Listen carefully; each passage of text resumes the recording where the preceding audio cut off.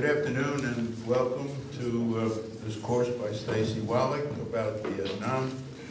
The subject is not exactly ancient history to those of us in this room, at least insofar as the United States became involved.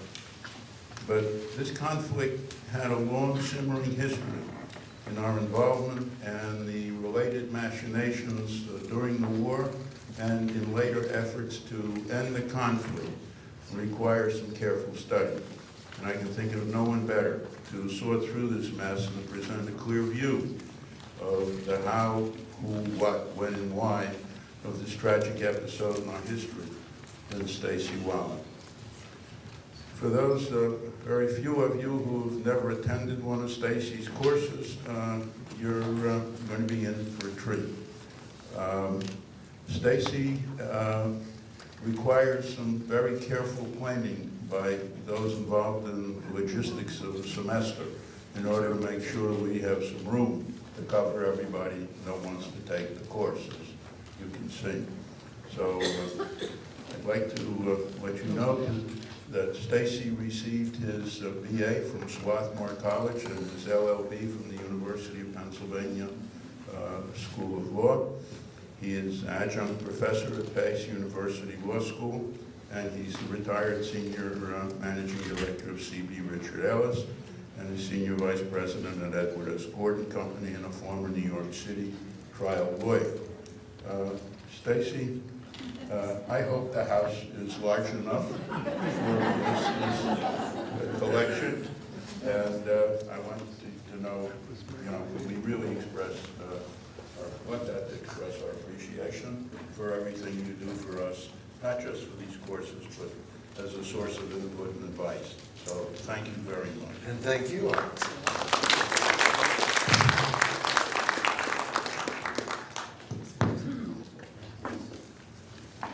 Now, the reason we passed out a syllabus is also to help with the Q&A.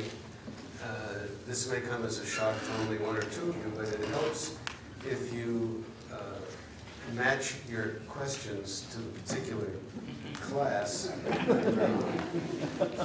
so you don't steal my thunder for subsequent classes. And although I passed out, or I had passed out to you, what amounts to a bibliography. Did you all get it? Yes? The reason I like that particular one is it's organized by topic, and it was created by a very, very substantial historian. So if you are interested, you don't have to read the big, broad general histories. You can pick the area that you like. Normally, we don't have required homework. I'm going to give you an urgently suggested, highly recommended piece of very enjoyable homework. You should all go and find a copy of the movie Indochine, Indochine, which is, of course, the French word for Indochina. It was made in 1992. It stars Catherine Deneuve. Yes, as Tony just pointed out to me, spending 2 hours watching Catherine Deneuve is worth it all by itself. When the French government wanted to update the iconic image of Marianne, who is the bare-breasted woman representing French liberty and the revolution, you've probably all seen her holding up that flag. They wanted to update that image. They used Miss Deneuve's face. She's an extraordinarily fine actor. The film, just as a movie, is an extraordinarily fine movie. It's actually 2.5 hours. But most of all, it does the following. Number one, gives you fabulous images of the country, Vietnam. It's almost a travelogue buried in this dramatic story. Number two, it accurately portrays events, even though it's a fictional film. Number three, it gets across the politics of the French occupation of Vietnam brilliantly. And number four, it's a metaphor, an extraordinary and poetic metaphor of the French occupation and the Vietnamese rebellion. It's an amazing movie. And you can get it on Netflix or on Amazon, whatever they call it. You probably can get it from one of our local libraries. You will not regret it, and it will make one of our classes more understandable because it visualizes it in a way that I can't do for you with still pictures.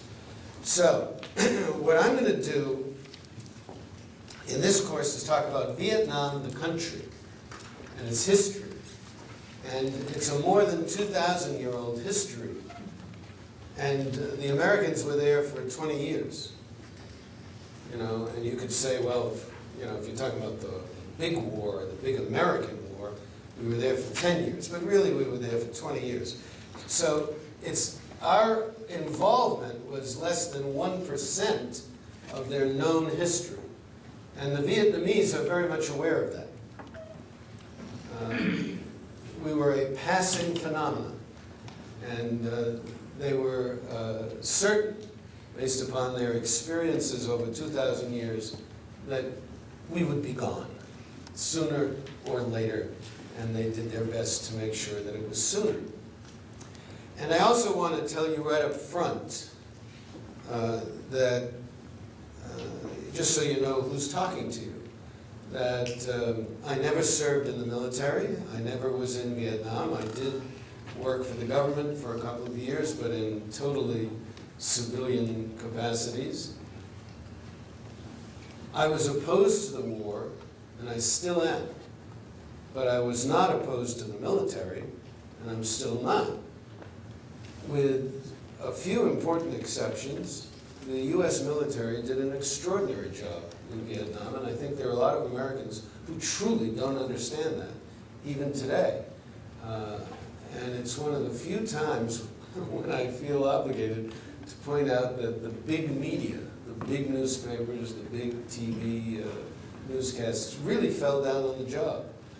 The problem was that they were noble people doing noble things, fighting for an ignoble cause, sort of like the soldiers in the Confederacy. I have no issue with the privates in the trenches of the Confederate Army.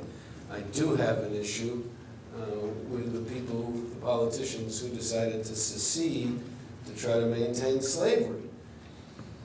We didn't have, in my opinion, a good or reasonable goal in going into Vietnam. That's just my personal opinion, and the only reason I'm telling you that is because you have a right to know, you know, what my politics are as you listen to me talk about this. But the important thing to keep in mind for this course is that I'm not going to focus overly much on the American War, but I'm going to focus on the history, a history which I wish President Eisenhower and President Kennedy and Johnson and Nixon had had access to. Now you'd say, well, if they'd only taken your course,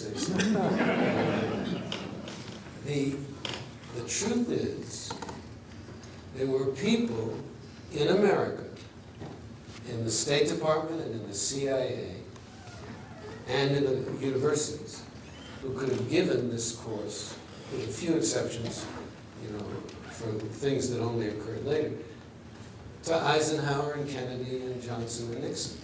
An awful lot of what I'm going to talk to you about was available, and so the question becomes, why didn't they? Because people high up in the government called that certainly to Johnson's attention. And that then leaves you with a question that I'm going to raise now, so you can think about it over the course of the course. Would it really have made any difference to them if they, you know, had a version of this course before they made their decisions? to see where my head is at as we go along. So without further ado, because that's the only reason I go into that is I think you have a right to know where my head is at. Let's take a look. So you can see about half of China sitting on top of Vietnam, Laos, and Cambodia.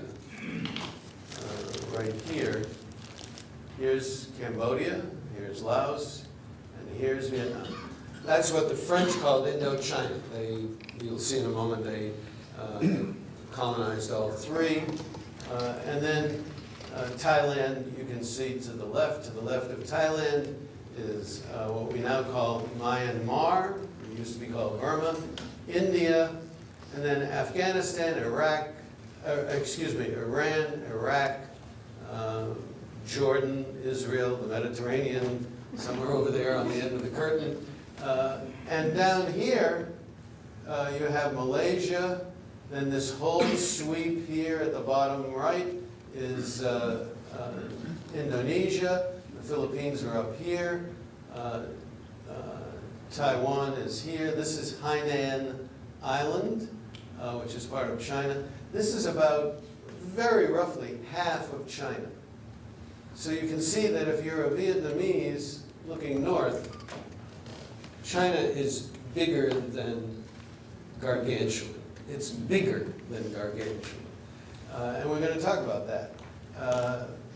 So you get a sense of where Vietnam is, and here we can take a closer look. Here's Hanoi up in the north, Ho Chi Minh City, which is what Vietnam renamed Saigon, although I'm told that almost everybody in Vietnam except the government still calls it Saigon. And you can see some names that you might have remembered from the war. Cam Ranh Bay, Dalat, which is up in the mountains. We'll look at a topographical map in a minute, which is very lovely because it's higher up. Here's Da Nang, the ancient imperial city of Hue. And then up here is Haiphong and its harbor, Hanoi. And you can see it shares a long border with Laos and a long border with Cambodia, and of course, a very long border with the ocean. It's about 1,000 miles long. In fact, we'll look at that. Its coastline, of course, is 2,000 miles long, with a lot of harbors. So just like in the American War for Independence, the notion that the British were going to blockade all of our ports was absurd. It's still absurd.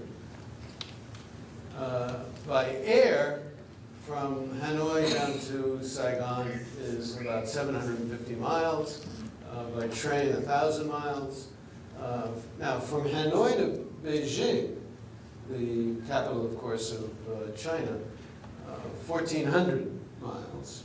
But in a plane, you know, not that big a deal. Hanoi to Moscow, that's a big deal. That's 4,000 miles. And that comes into play later on when the Soviet Union becomes a chief materiel supporter.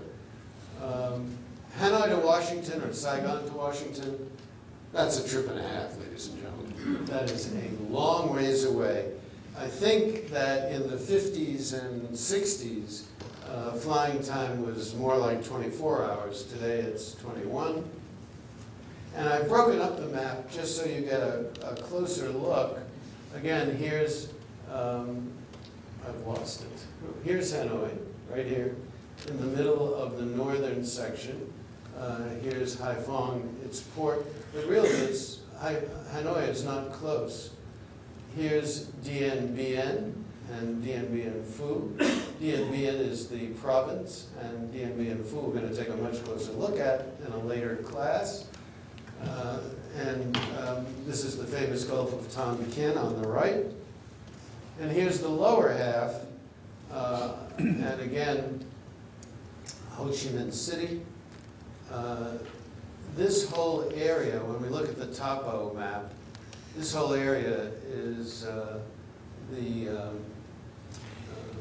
delta for the Mekong Delta, right? So it's very low-lying, very tropical. If we go back, an equally important delta region is here. This whole area is very low-lying. But let's see if we can get a better map. Here we go.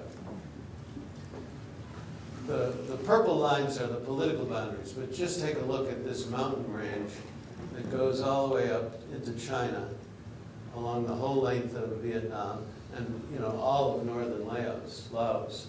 The Mekong River comes down, down, down, down. Right? Can you see the blue? And here's this whole delta region of the Mekong. And if you look up here, you see the Red River has its own big delta region. Much of Vietnam is tropical. It's I was communicating with a guy who was there in the 1950s, and at some point I said, well, what was your initial impression of Vietnam when you got off the plane? And he said, oh, it was the same as when I got off the plane, during my entire stay, and when I got back on the plane. It was unbearably hot and humid. And it's hot and humid pretty much all year long, with two exceptions. In the mountains, it gets cooler. And Dalat is a well-known tourist resort area, and resort for well-to-do, because it's in the mountains and it's cool. And the other distinction I want to draw is that just by being 1,000 miles further north, the very northern portion of Vietnam is a little cooler. I want to also call to your attention that, unrelated to any of the wars, Vietnam, by being 1,000 miles long, is similar to the United States in the, let's say, the 30s, 40s, 50s, and 60s, before wall bounds and McDonald's homogenized everything. The different sections of Vietnam, unrelated to the French or the Americans, have different cultural aspects. A northerner can tell by the accent that somebody is from the southern portion of Vietnam. And there's a different culture. The culture of Pittsfield is not the same as the culture of New Orleans. And neither one is the same as the culture of Colorado, and certainly not the same as California. Well, there are similar differences along the length of Vietnam. They all recognize each other as one people, one language, but there are differences. So the reason I put this up, and here I am jumping ahead a little, simply so we have it in mind as we go through. This is the famous Ho Chi Minh Trail, which starts in the north, and you see it has branches, and you can tell where the branches are important. At Da Nang, at Pleiku, at Phu Cat, and then, of course, two big branches come down into Saigon. And there was also a Sihanouk Trail from the big Phnom Penh port area of Cambodia that came up and did the same thing. And I'll even really jump ahead for a second. This is from an F-18 fighter jet over just inside Laos, just by a few miles. Later in the war, when the Ho Chi Minh Trail had really been developed, in the earlier part of the war, and we'll look at this later, you probably wouldn't have been able to see it from the air because it was so narrow that it would have been covered over by the arc of the tree branches and the leaves. But you get a sense of what we're talking about later on. So let's talk about what you do in Vietnam for the last 2,000 years that we know about, right? And my guess is it goes back a lot further than 2,000 years ago. Basically, you grow rice, and And if you don't own your own land, you have to pay rent to a landlord, and it's a very tough business. Try to imagine this as your life's work. Don't think of yourself as today. Think back to when you were 15, 25, 35, full of vim and vigor, ladies and gentlemen.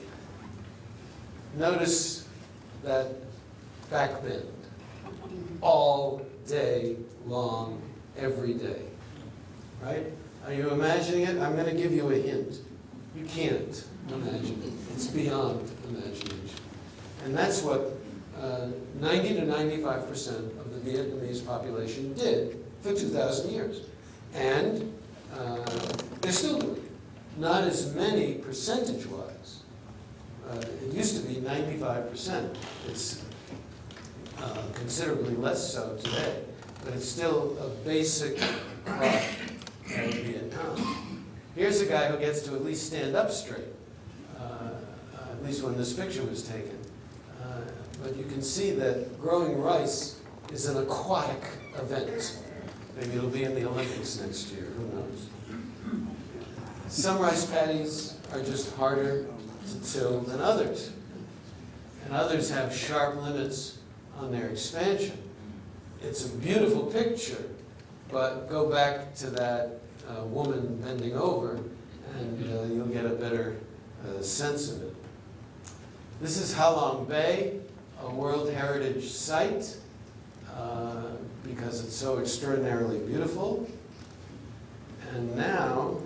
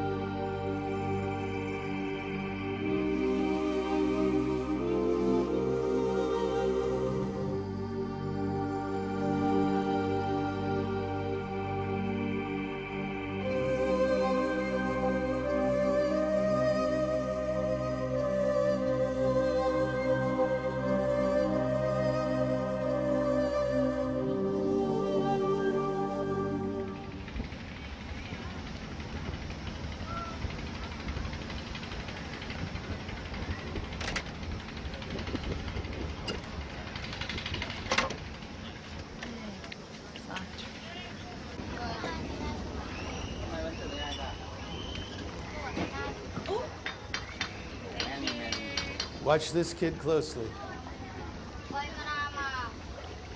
You got it. Just what you think it is.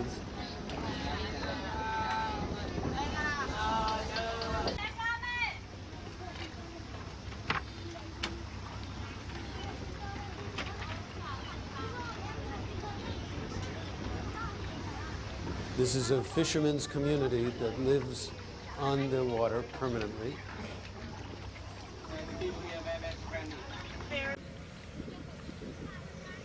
Are all Vietnamese children adorable? Of course.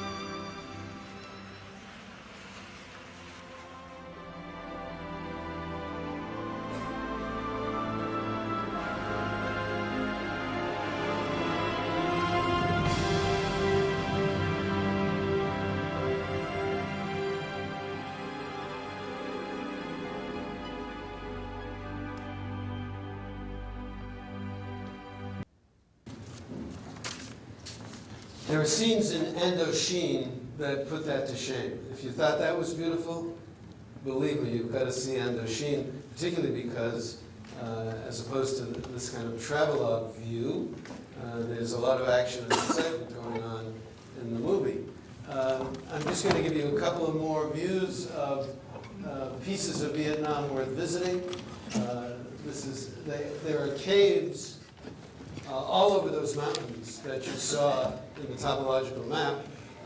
Many of first the Viet Minh and then the Viet Cong would duck into these caves when they heard the helicopters or fighter bombers coming, and would be safely ensconced inside. You can build industrial production in these caves. It's a pretty substantial cave system. This is just one cave, but it's a particularly large one. This is a portion of the cave where they're finding very ancient bones. I'm switching now to Hoi An, which was the great port city of the Shang dynasty. I'd never heard of the Shang dynasty. I'm guessing many of you may not have. They came from India over thousands of years, eastward across Burma and into Indochina. They were a great people, and they occupied the southern portion of what we call Vietnam. This is what it looks like today. It's been turned into a great tourist attraction, but it's legitimate. It's not a Disney World or Williamsburg kind of thing. It's the real stuff. You can have a lovely dinner, apparently. And here's some of their temples that are left over after the Viet people came down from the north and conquered them. Here's the Imperial Palace at Hue, and we're going to be looking at Vietnam's emperors. Here's the inside. They did not stint. And in 111 BC, and there's a reason we picked that date, China conquered Nam-Viet, meaning that in 111 BC, they were already a recognized people and nation subject to being conquered. And we really don't know how far back. My stomach tells me it goes a long way far back. And they dominated it for 1,000 years. Although the Viets revolted constantly. And I'm only going to point out to you, like 3 or 4 of them just as examples. But it was a 1,000-year history of contentiousness which is burned into the psychic memory of all Vietnamese people. They learn it in school in the earlier days. When they didn't go to school, they learned it through the oral tradition.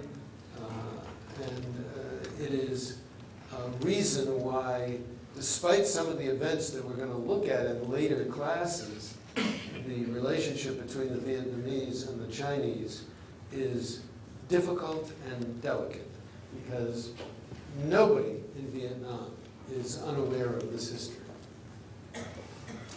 The Viets originally were in the north. The Chinese came down and conquered this whole area.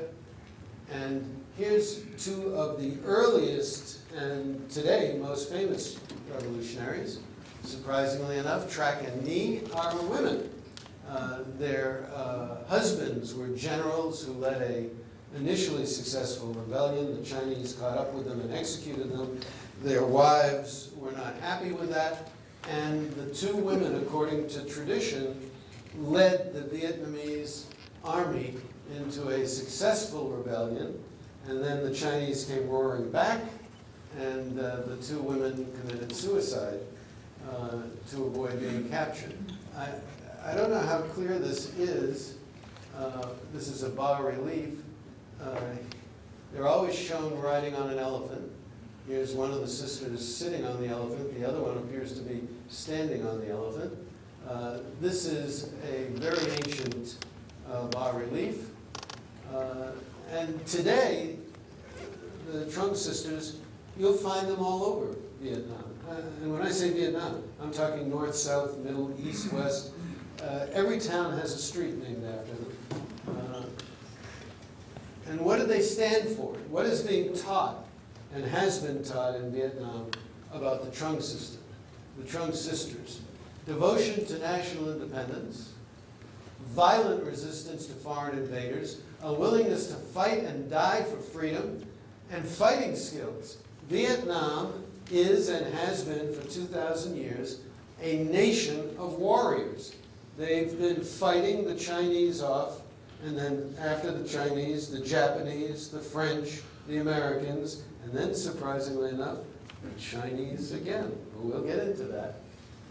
And they have an intense historical memory of 2,000 years of violent resistance to foreign invaders. Now, did President Johnson know that? I have no idea. But he could have known that because there were, among senior people in the State Department, and definitely in the CIA, people who did know that. Would it have made a difference? I leave that to you. This is an 18th century memorialization of the Trung sisters, always on elephants, leading their female troops, right? And Vietnam was probably never a matriarchy, but you know, that would have been an interesting tidbit to know, that they had a history of using female warriors. Here's a 20th century version of the Trung sisters. Here's a 21st century version of the Trung sisters. You go to Vietnam today and you will struggle to find a city or a town or a village that doesn't have a street named after them or a statue. And I'm going to show you something that I want you to take account of. This is 1957, Saigon's annual Trung Sisters Parade. And there are the two sisters up on their elephants, you know, and it's a big deal. And take a look. You see these boys? See these boys? See these right here? Look at these two. That's 1957. 10 years later, those boys were shooting Americans, right? You're looking at the Viet Minh. It's an amazing photograph. It's a still photo, and it's like a movie forward. And the Trung sisters weren't alone. I'm picking out just a few. You could spend an entire course on all the Vietnamese who rebelled against the Chinese. This lady, Trieu Ao, led a very unsuccessful rebellion. But in 938 AD, the Vietnamese defeated a major armed force from the Chinese. And the Chinese didn't give up so easily because Vietnam was very rich in commodities, particularly rice, that the Chinese wanted. And here's a name you know.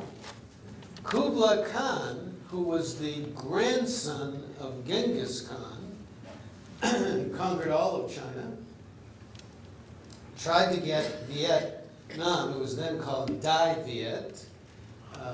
He tried to get them back 3 times. 3 times he was repulsed. And here he is. And I'm showing you this because I just think this is one of the most marvelous pieces of art that I've seen recently.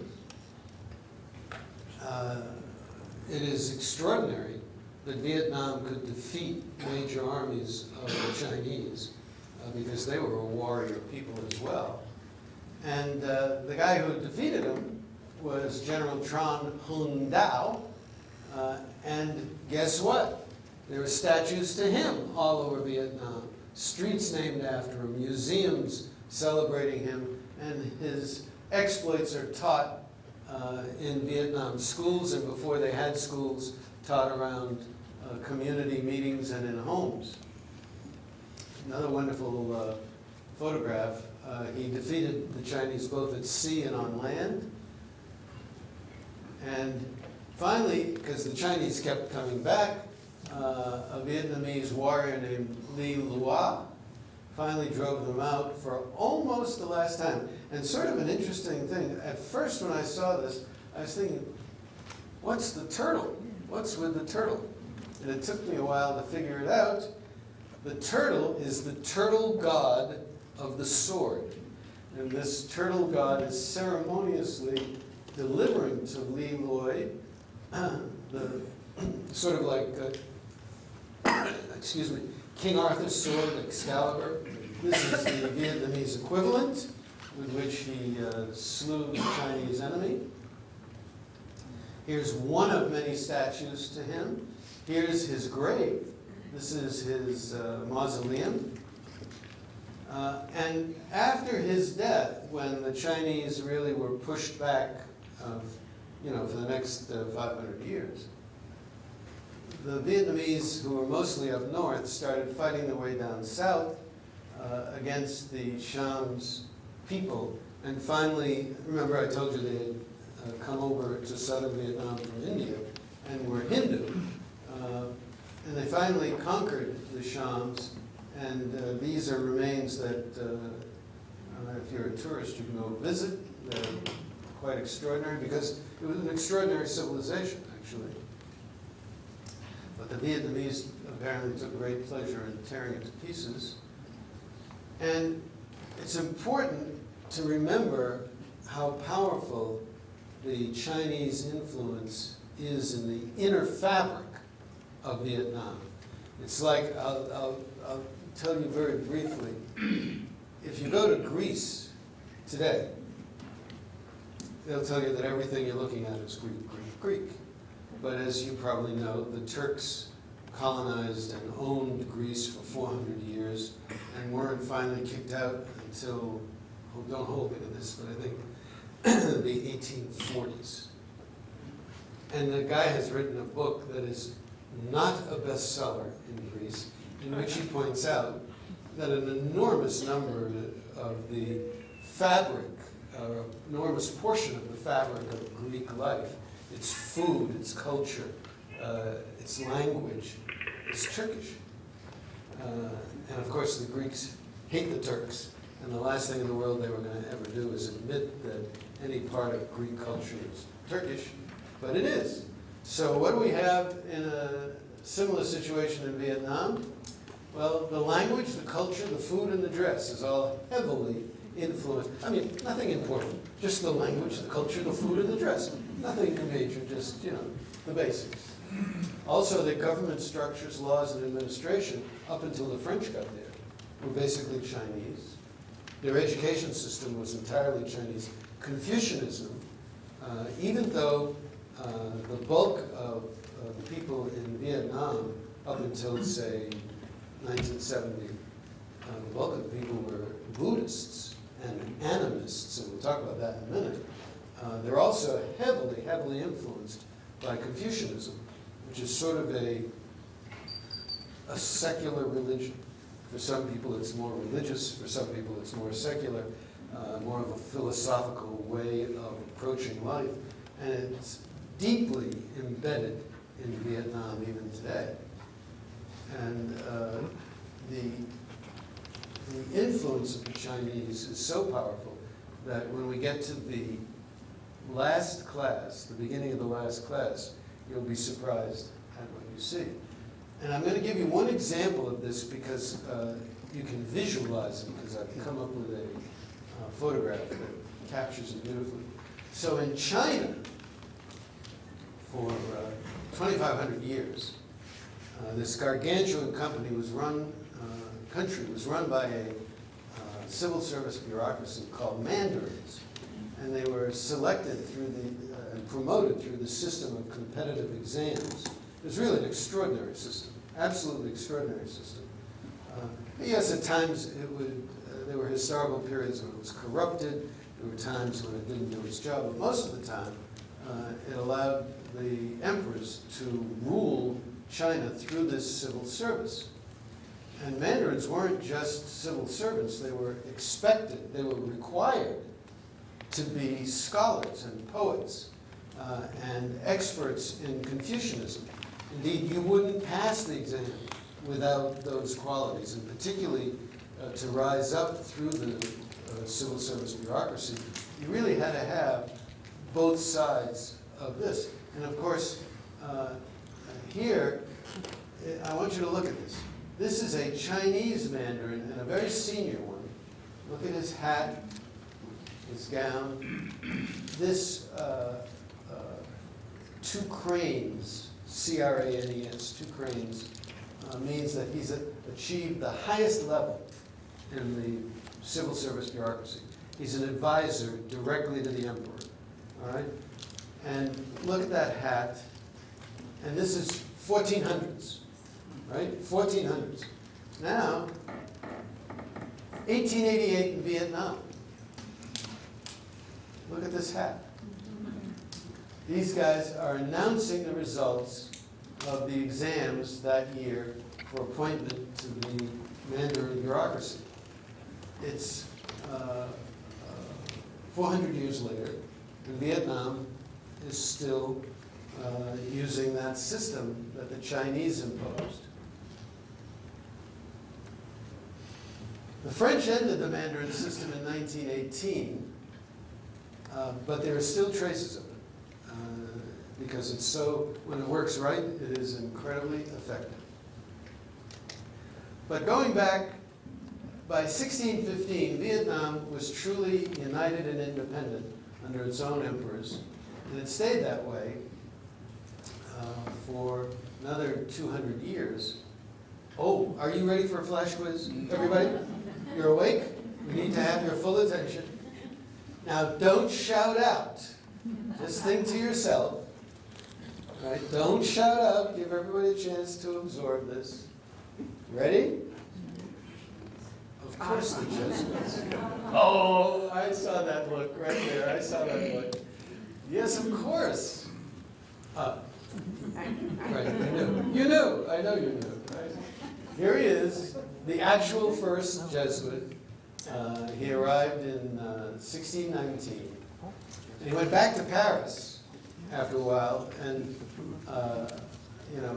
was so charismatic and dynamic that he caused the founding, under government approval, of the Paris Foreign Missions Society in 1658, the PFMS. And that is the beginning of the French interest in Vietnam. Now, this is kind of interesting. The people who formed the society in Paris had a very, very exalted and practical view. They said, establish churches and schools that are available to teach the tenets of the Catholic faith, but don't proselytize. Right? Respect local religions, rituals, and customs, because from Father what's-his-name, they had learned that the country was entirely Buddhist and animist. And so the people who founded the society knew what they were talking about in terms of bringing a little humility to the process. And here's the first two guys. The fellow on the left we're not going to talk about. Father Lamont went to Siam, which is now Thailand, but Father Palu went to Vietnam. And apparently somewhere on the trip from France to Vietnam, which is essentially going halfway around the world, he forgot that he's not supposed to proselytize. And so let's take a pause, just a very brief pause. They were Buddhist, which is a religion that's truly different from Christianity. That may be the understatement of the afternoon. And they were also animist. Now, there were some who were only Buddhists, there were some who were only animist, but an enormous portion of them were both. Now, what do animists believe? And by the way, there are animists by various different names on every continent and among almost every early people. Almost every early people. And what they believe is that the sacred creator is present in the world of the earth around us. And every aspect of it, whether it's a mountain or a rock or an insect, that the world we see and experience with our five senses is the sacred creation of the Creator. So it can be very conceptual and intellectual, and it can be very specific. For example, Native Americans, American Indians, certain tribes believe that a particular mountain is the core of the animist theology. Others take a much more general view. And in Vietnam, they were both, often both. And guess what, ladies and gentlemen?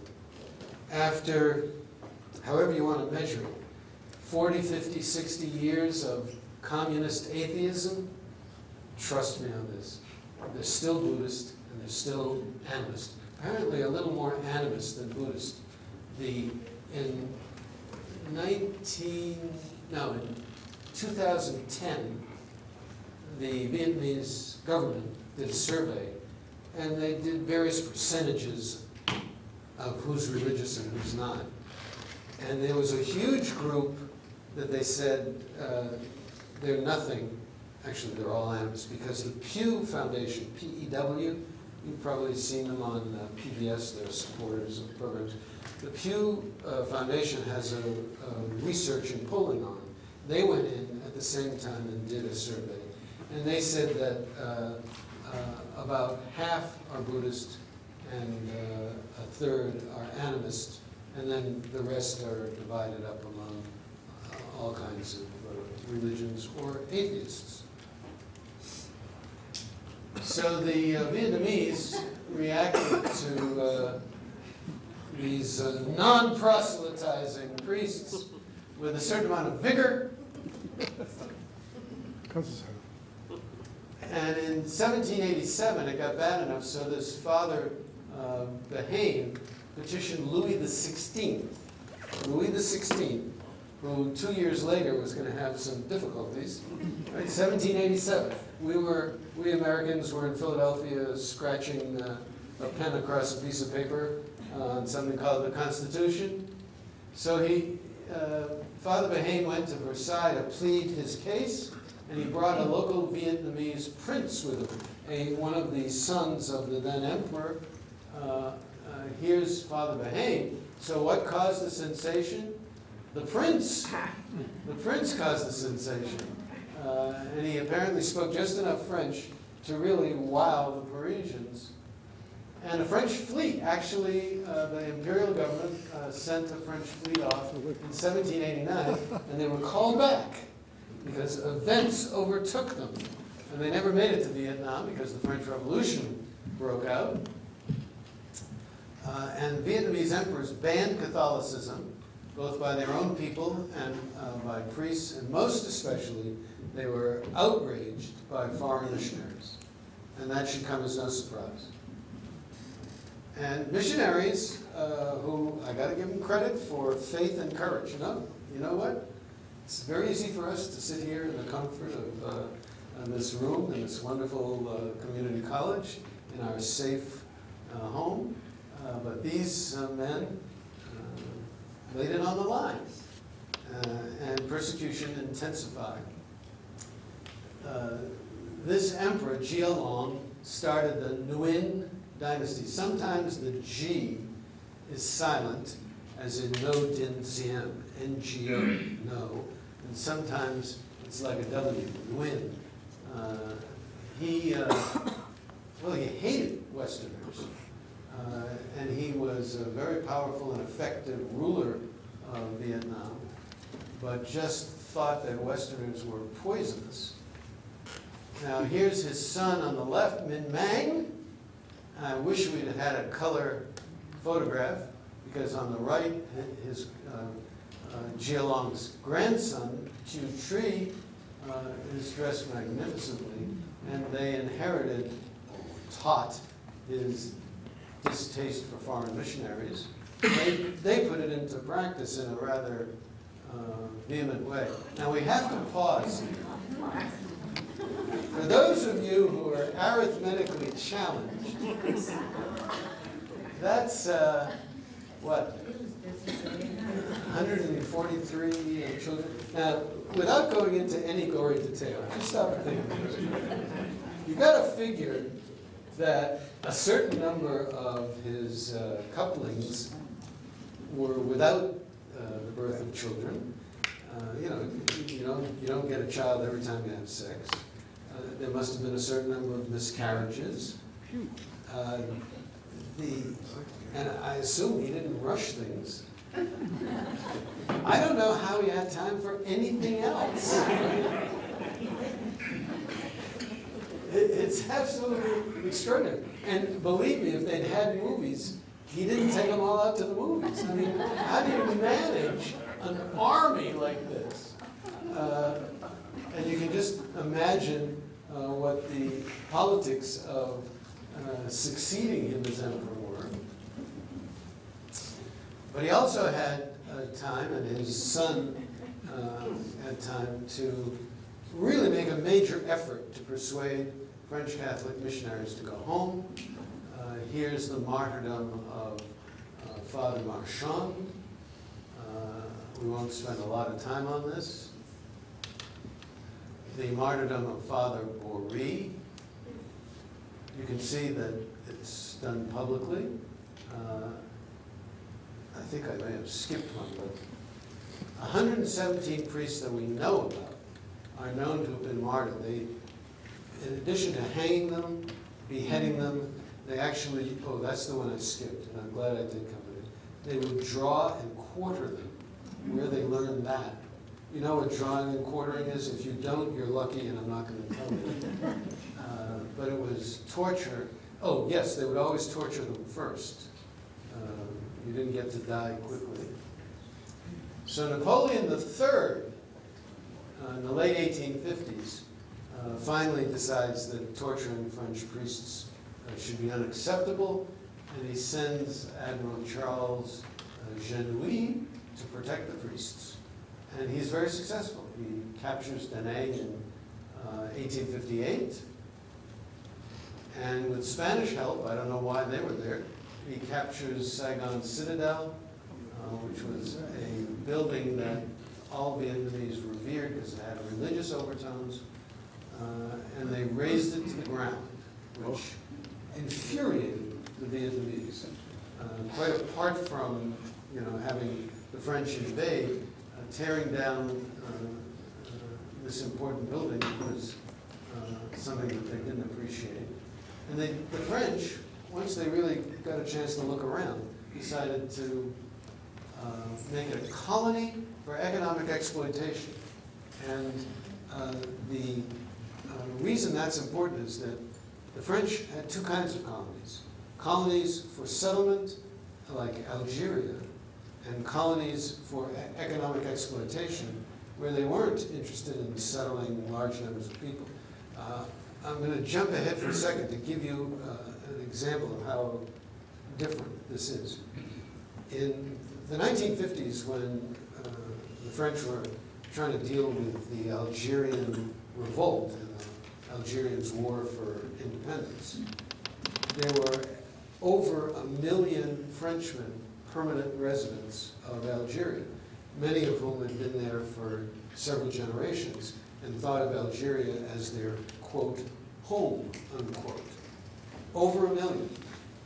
In 1940, there were, if you leave aside armed forces and temporary government officials who were sent out for a year or two or three, if you leave those aside, there were 35,000 Frenchmen in Vietnam.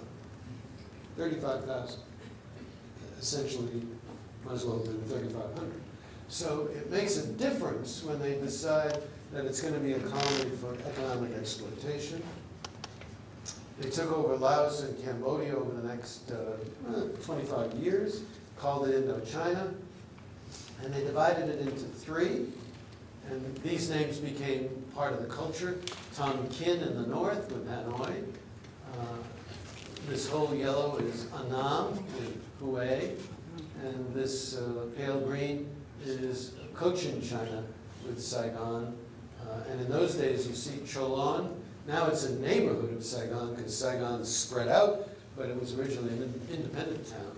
So during the French period, you've got Tonkin in the north, Cochin China in the south, and this long connector in between of Annam. And the French did that mostly for administrative purposes. And what did they want?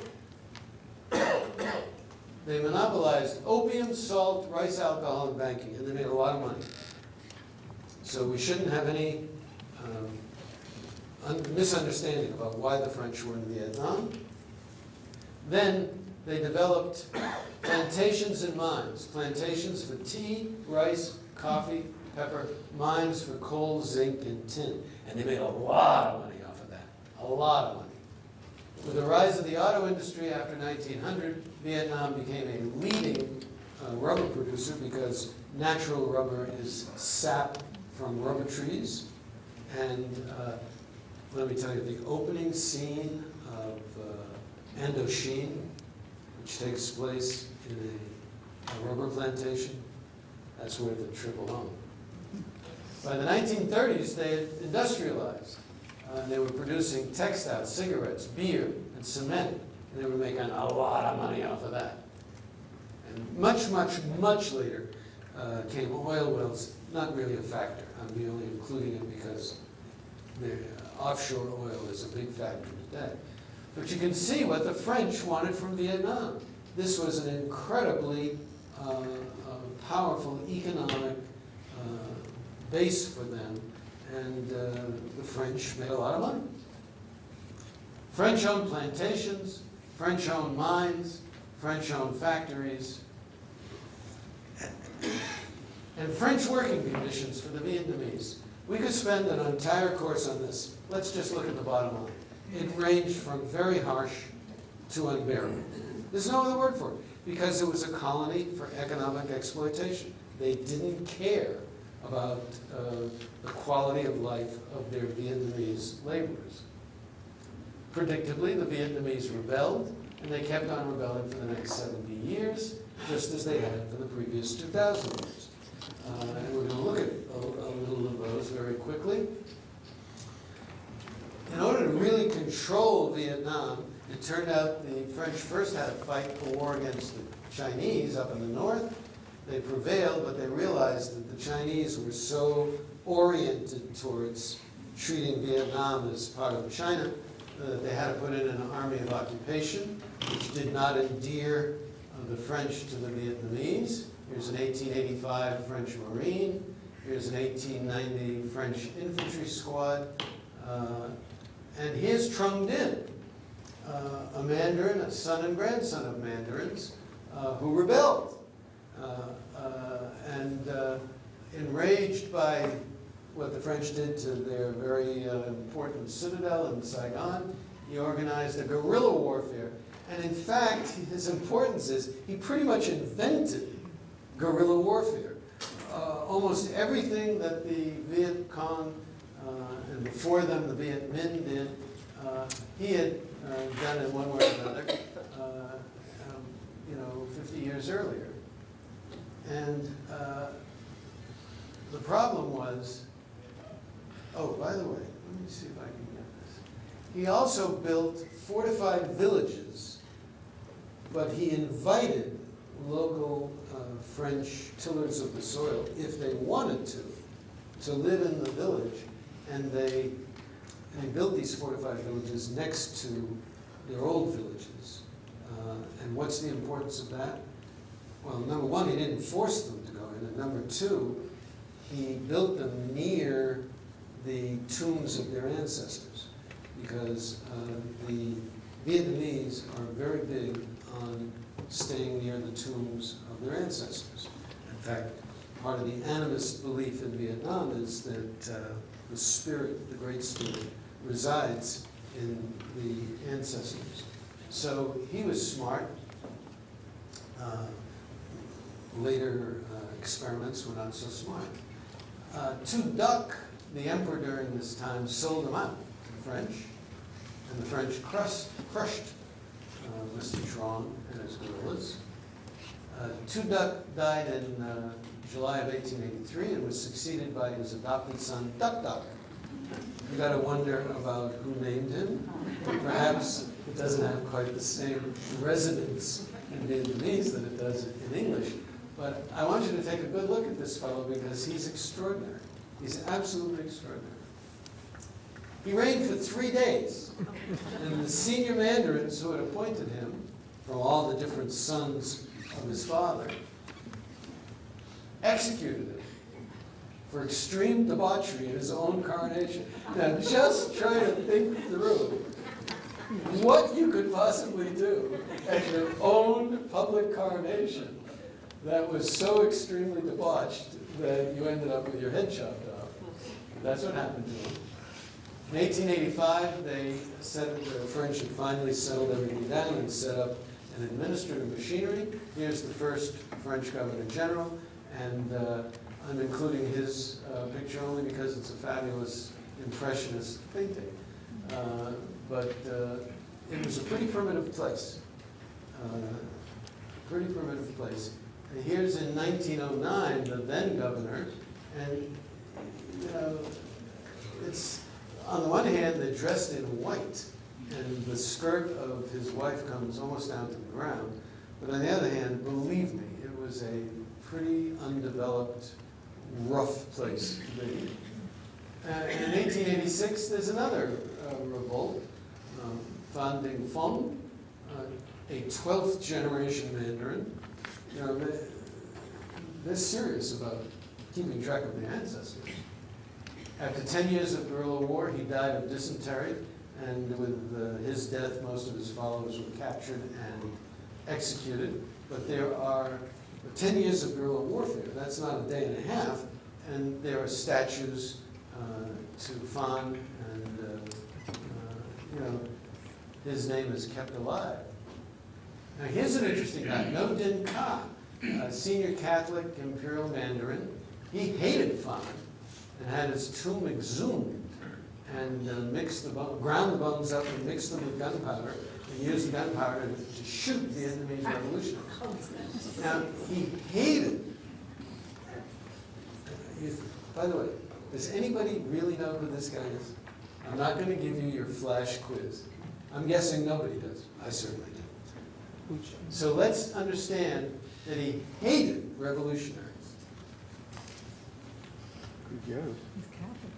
He also hated Buddhist priests because, for reasons we don't have time to go into, while he was away at school, they murdered 100 of his extended family members by burying them alive. That's serious. That's really serious. That's not a good way to die. So Ka hated Buddhists and he hated revolutionaries. And one of his sons in that picture was No Din Siem. And guess what No Din Siem learned at his father's knee? Do I have to spell it out? Thank you, let's move on. All during the first 40 years of the 20th century, Vietnamese nationalists, not communists, nationalists, organized movements for reform, and then increasingly, as you move towards World War II, for revolution and independence. The French colonial police, the Vietnamese branch, literally, of the Sûreté, if I said that correctly, they were brilliant at infiltrating these groups, finding them out, and executing the leaders. There was not a lot of due process. And various non-revolutionary groups simply tried to revive Vietnamese culture, you know, through educational and other cultural initiatives. The French squashed those. And French plantation and mine owners continued to treat their Vietnamese workers as serfs or slaves. You see this in the movie Indochine with such power and dramatic intensity.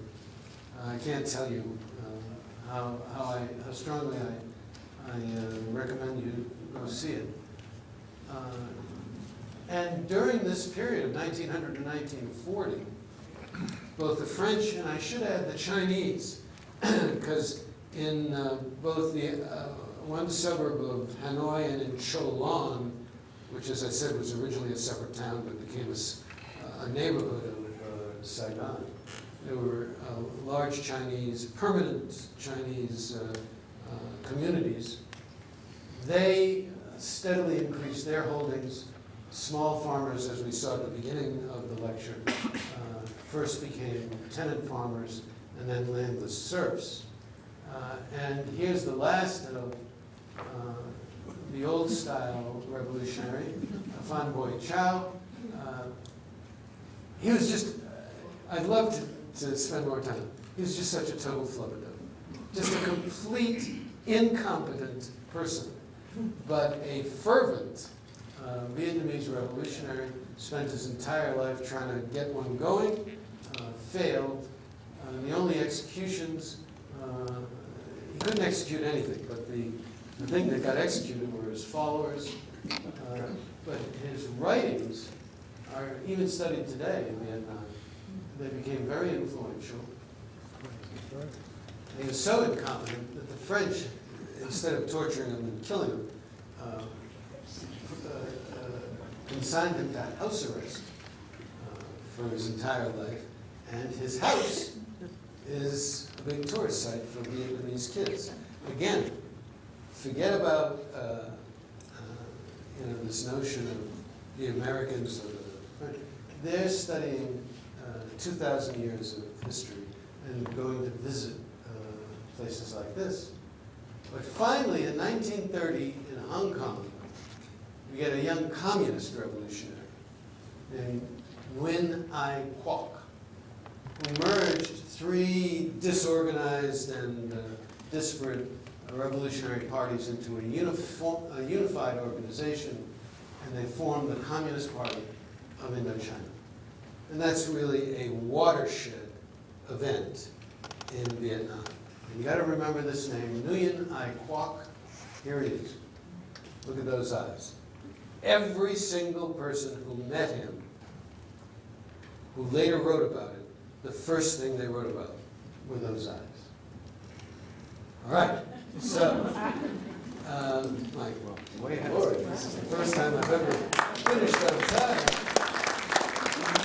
So, you should feel free, absolutely free to get up and leave. Don't stand on ceremony, but I'm going to stay here for anybody who has questions.